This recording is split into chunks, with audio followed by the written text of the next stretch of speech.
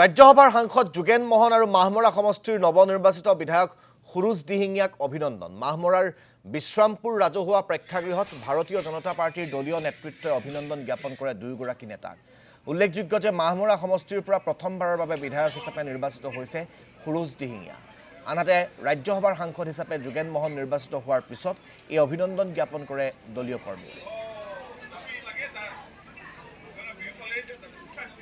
ভাৰতীয় জনতা পাৰ্টি চৰাইদেউ জিলাৰ অন্তৰ্গত মাহমৰা সমষ্টি তিনিটা মণ্ডল আছে, লাকুৰা চফৰাই মণ্ডল, মাহমৰা মণ্ডল আৰু মৰাণ মণ্ডল। এই তিনিওটা মণ্ডলৰ কাৰ্যকৰ্তাসকলে যিহেতু প্ৰথমবাৰৰ কাৰণে এইবাৰ আমাৰ সমষ্টিৰ বিধায়ক সুৰুজ দিহিঙীয়া ডাঙৰীয়া জয়ী হৈছে আৰু ময়ো ৰাজ্যসভাৰ সাংসদ হিচাপে মোকো দলে মনোনীত কৰা দুয়োজনকে আজি এটা বৃহৎ এটা সভাৰ যোগেদি দলৰ তৃণমূল পৰ্যায়ৰ পৰা জিলা পৰ্যায়লৈকে যিসকল কাৰ্যকৰ্তা আছিলে, জনপ্ৰতিনিধি আছিলে, আটাই এক সম্বৰ্ধনা অনুষ্ঠান কৰিলে, অভিনন্দন অনুষ্ঠান।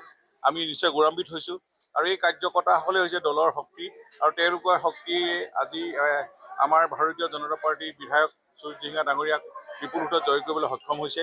গতিকে এই দল আজি আগুৱাই যাব লাগিব। আগন্তুক দিনত দলৰ আজি দিনটোৰ সম্বৰ্ধনা জনাবলৈ পোৱাটো দলীয় কাৰ্যকৰ্তাসকলে মনৰ আনন্দ পাইছে আৰু তেওঁলোকৰ যিমান কষ্টৰ বিনিময়ত আমি এতিয়া জনপ্ৰতিনিধিজন হোৱাৰ যি আশা, তেওঁলোকৰ আগন্তুক দিনত আজি তেওঁলোকক সম্বৰ্ধনা জনাই আৰু আগন্তুক দিনটোতো যেনেধৰণে কাম কৰিব লাগে পৰৱৰ্তী সময়ত সমাজৰ কাৰণে, সমষ্টিৰ কাৰণে, ৰাইজৰ কাৰণে গোটেই কামখিনি আজিৰ দিনটোত তেওঁলোকে বহুতভাৱে আলোচনা হৈছে।